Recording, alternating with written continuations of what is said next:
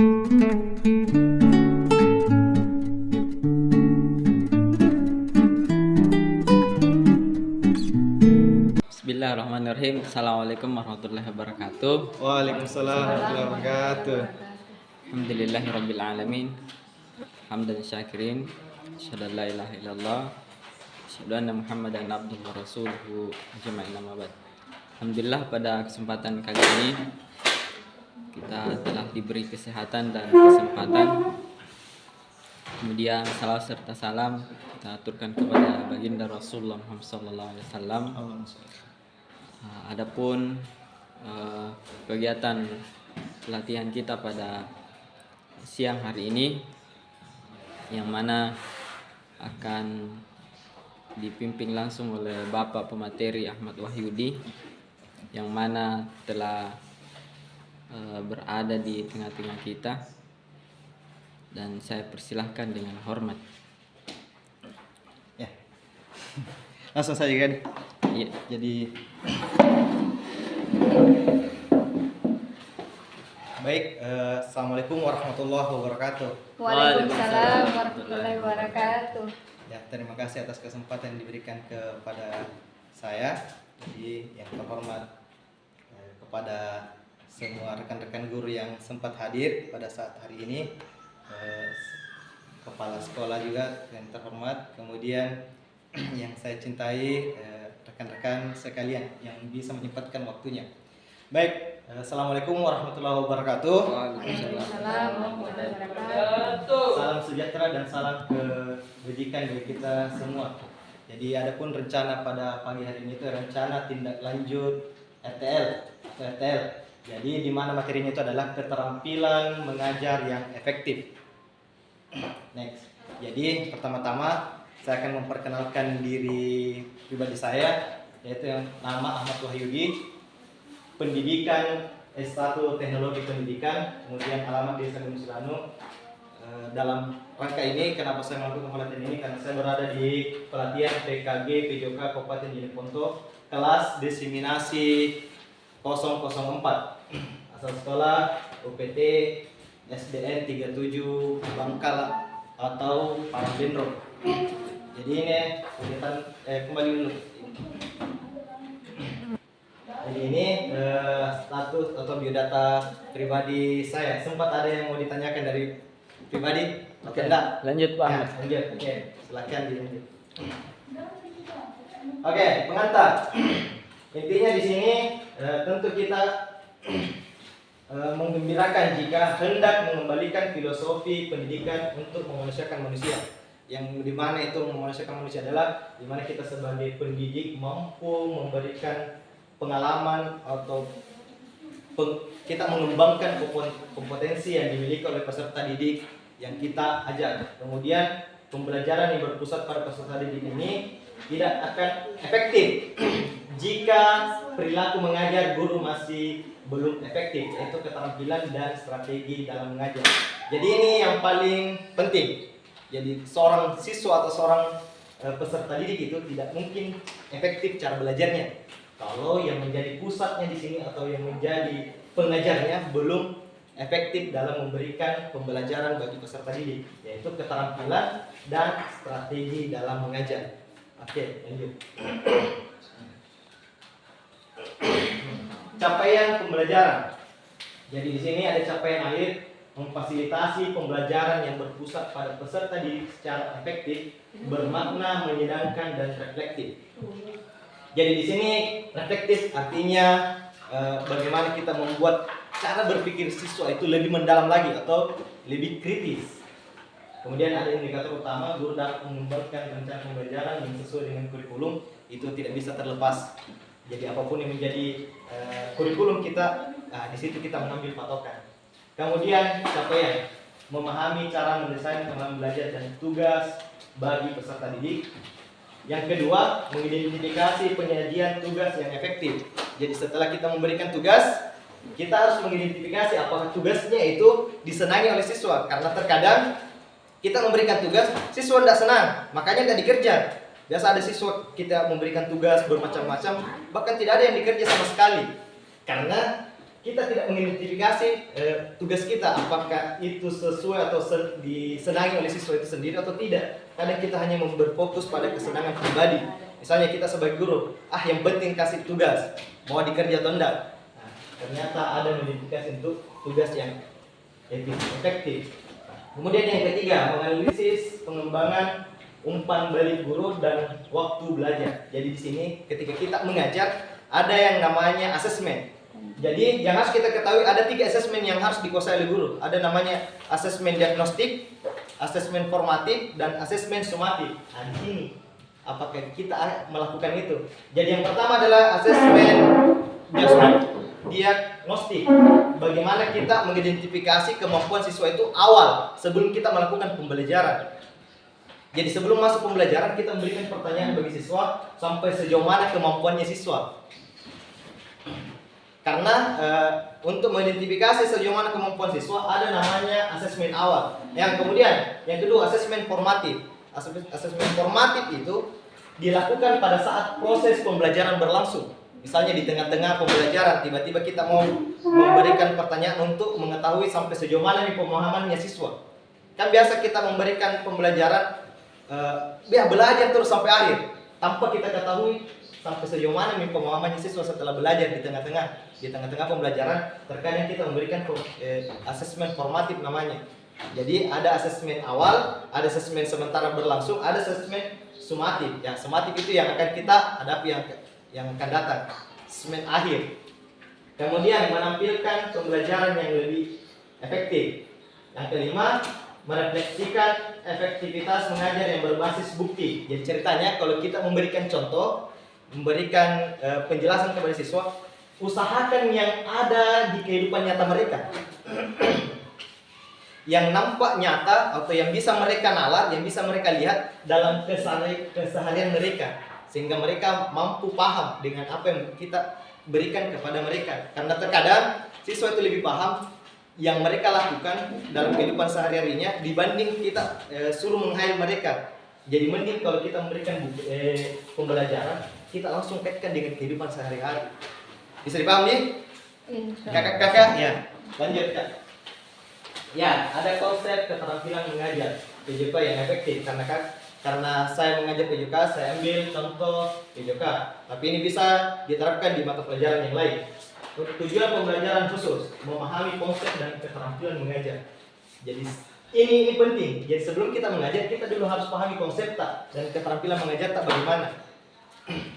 Jangan sampai konsep yang akan kita sampaikan kepada siswa kita sendiri bingung dengan konsep atau tidak paham dengan apa yang akan kita sampaikan. Itu kan akan membingungkan peserta didik karena kita yang tidak paham dengan konsep apa yang akan kita sampaikan. Kemudian merefleksikan efektivitas mengajar yang berbasis bukti seperti yang tadi. Kemudian di sini kakak ada pertanyaan refleksi. Jadi ada pertanyaan refleksi, bisa kakak memberikan langsung tanggapannya, bisa juga melalui kertas yang ditulis. Jadi tergantung dari kakak. Tapi saya di sini saya harap kakak bisa memberikan pertanyaannya secara langsung atau jawabannya secara langsung seperti itu. Jadi pertanyaan pertama, bagaimana Bapak dan Ibu mempersiapkan diri dalam mengajar? Jadi bagaimana? Ada yang bisa memberikan masukan bagaimana tanggapan Bapak dalam persiapan sebelum mengajar? Menyiapkan rencana pembelajaran. Ya, menyiapkan rencana pembelajaran atau RPP. Jadi sebelum melakukan pembelajaran, kita menyiapkan rencana pembelajaran itu sendiri atau RPP atau modul. Yang kedua, bagaimana Bapak Ibu dalam melaksanakan mengajar? Apakah di dalam mengajar Bapak merasa senang, merasa tertekan merasa berat dengan apa yang kakak-kakak lakukan? Jadi perasaan Bapak bagaimana dalam melaksanakan pembelajaran? Apakah senang? Ya, biasa dikatakan senang. Yang ketiga, senang. Yang terakhir ini, apakah Bapak atau Ibu merasa berhasil atau sukses dalam mengajar? Jika iya atau tidak, mengapa? Jadi kalau misalnya kita lihat cara mengajar selama ini, cara menyampaikan materi kepada peserta didik, apa sudah dikatakan bisa dikatakan berhasil atau tidak? Kalau berhasil, apa indikatornya? Kan begitu. Pasti kita butuh apa indikator keberhasilan dalam Iya. kita mengajar. Tercapainya tujuan pembelajaran. Iya, tepat sekali. Luar biasa. Jadi ada capaian pembelajaran namanya. Jadi ada sebelum kita mulai pembelajaran, ada titik di mana sesuatu itu kita akan capai. Sehingga di mana pembelajaran kita dikatakan bisa berhasil ketika capaian itu terpenuhi. Ya mungkin seperti itu. Ya, lanjut. Jadi konsep pengajar efektif. Nah, kalau kita lihat di sini, coba Bapak Ibu mencari tahu di internet definisi mengajar efektif. Apa yang ditemukan? Mungkin definisi yang majemuk dengan beberapa sumber dasarnya yang bertentangan satu sama lain. Maksudnya di sini yang majemuk itu, yang majemuk berbeda antara satu dengan yang satu. Jadi ada beberapa pengertian yang bisa kita dapatkan dari internet. Misalnya pengertian yang satu dengan yang satu itu mungkin agak berbeda tapi tujuannya sama. Itu dikatakan majemuk. Ada beberapa aspek yang menentukan apakah suatu pengajaran dikatakan efisien atau tidak. Ini tadi yang dikatakan adalah pembelajaran harus jelas tujuannya. Kemudian ketertiban, keterlibatan aktif peserta didik, mengajar berdiferensiasi. Diferensiasi itu artinya berpusat. Semua peserta didik itu harus di situ semua pusatnya. Nah, karena kadang kita mengajar itu pakai sistem komando. Sistem komando itu berpusat pada gurunya saja. Jadi kalau tidak ada komando dari gurunya, siswanya tidak belajar nih. Jadi susah untuk belajar mandiri. Semisal kita telat masuk, siswa itu terkadang langsung senang dengan ketidakadaannya seorang pendidik karena diferensiasinya tidak ada, tidak berpusat pada peserta didik sehingga peserta didik itu tidak mampu belajar mandiri. Kemudian adanya progres dan tahapan atau perkembangan. Jadi yang awalnya misalnya contoh dalam pembelajaran kelas yang awalnya dia tidak mau bergerak sama sekali, tiba-tiba dia mau bergerak tanpa adanya perintah. Kemudian demonstrasi keterampilan dan penjelasan.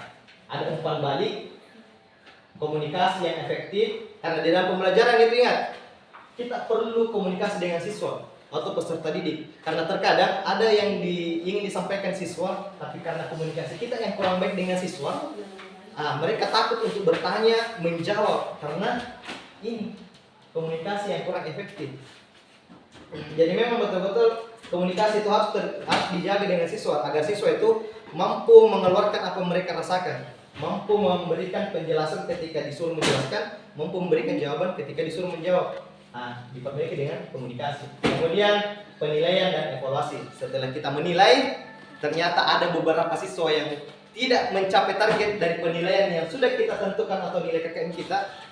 Kita harus evaluasi apa yang kurang. Bisa saja ada dua kemungkinan.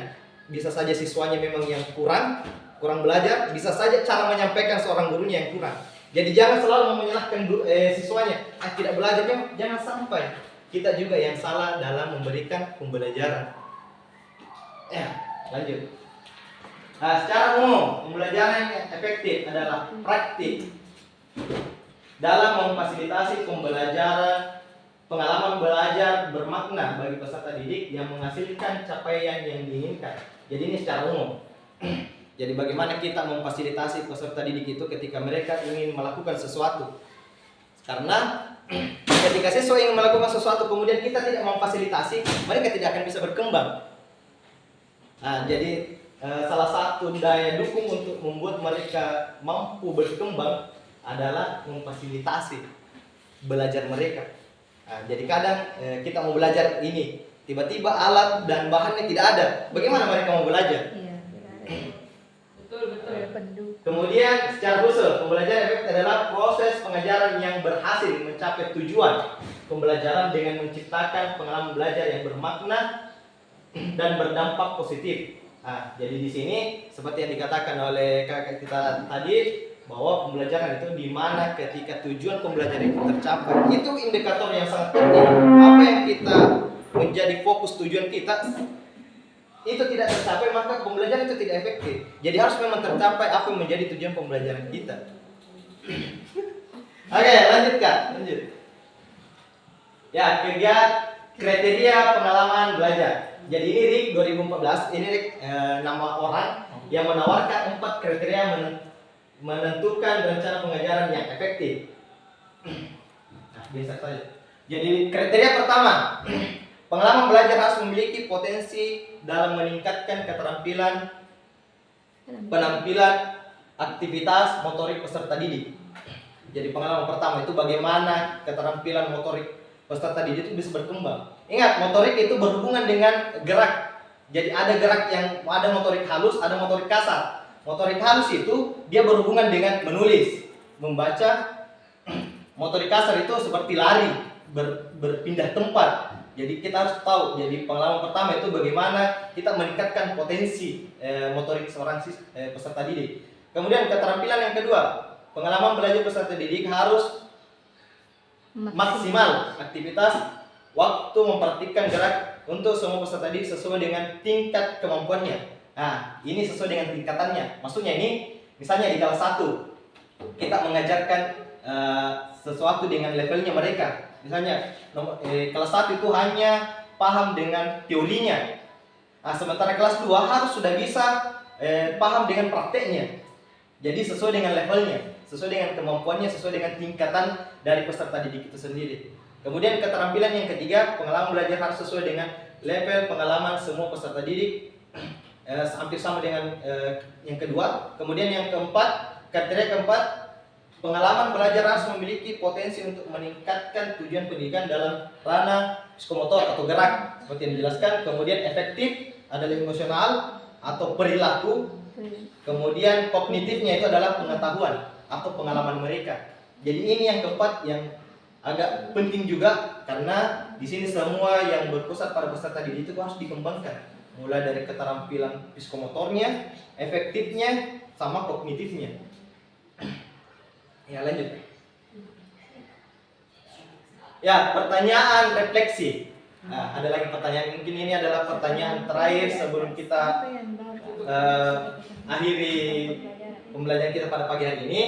Jadi setelah materi di atas, apa yang Bapak Ibu sudah ketahui tentang pembelajaran efektif? Jadi kira-kira kalau sudah dijelaskan dari yang materi pertama, kira-kira pembelajaran efektif itu seperti apa?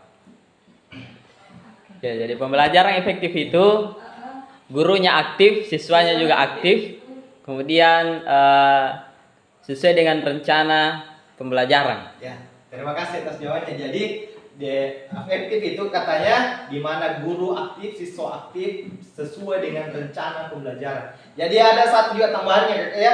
Jadi efektif itu ketika di mana peserta didik itu mampu berkembang. Jadi intinya itu bagaimana peserta didik mampu berkembang dari 3 aspek itu, mulai dari psikomotornya, efektifnya, dan kognitifnya. Ya. Jadi kalau itu yang 3 berkembang, mulai dari tahapan dari paling rendah sampai dia sudah mahir, bisa dikatakan efektif karena itu indikatornya. Jadi kalau indikatornya sudah memenuhi persyaratan, dia berkembang terus, berarti dia dikatakan efektif. Nah, tapi coba kalau kita lihat, misalnya kita sudah memberikan pembelajaran ini, kita berikan pertanyaan pemantik kepada siswa, ternyata siswanya tidak tahu. Berarti yang harus kita lakukan adalah mengevaluasi atau merefleksi diri apa yang salah atau apa yang kurang. Karena terkadang begitu, ya. Banyak siswa yang kadang tidak fokus. Nah, yang harus kita cari tahu kenapa mereka seperti itu. Dan terkadang ada cara menyampaikan kita atau cara mengajar kita itu kurang efisien atau kurang diminati siswa karena tidak bervariasi, monoton itu tok saja, tidak diajak diskusi. Bahkan siswa itu ada yang cuma duduk diam, datang duduk diam, baru pulang, datang mengganggu temannya, karena efektivitas pembelajaran itu tidak kita ketahui bagaimana sebenarnya belajar yang efektif itu. Ternyata banyak sekali model pembelajaran yang bisa kita gunakan untuk bagaimana belajar itu bisa efektif.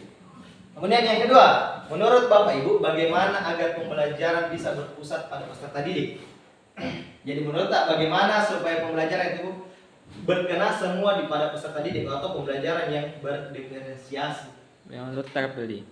Ya, menurutnya KPLD. Ya. Baik, terima kasih. Ya, apa kira-kira Kak? Diskusi. Ya, jadi menurutnya Kakak untuk bisa pembelajaran berpusat pada peserta didik dilakukan diskusi. dengan peserta didik, atau kita bagi kelompok dulu pertama, Baik, kalau kita berikan tugas kepada setiap kelompok itu, kemudian suruh diskusi mereka, kemudian menyampaikan apa yang menjadi hasil diskusi dari mereka. Itu bisa menjadi salah satu model pembelajaran untuk membuat pembelajaran itu berpusat penuh pada peserta didik. Oke, lanjut Kak. Ya, mungkin sampai di situ pembelajaran kita hari ini tentang bagaimana pembelajaran yang efektif kepada peserta didik. Jadi sekian dan terima kasih. Saya atas nama Ahmad Wahyudi dari kelas Diseminasi 004 mengucapkan Assalamualaikum warahmatullahi wabarakatuh. Waalaikumsalam warahmatullahi wabarakatuh.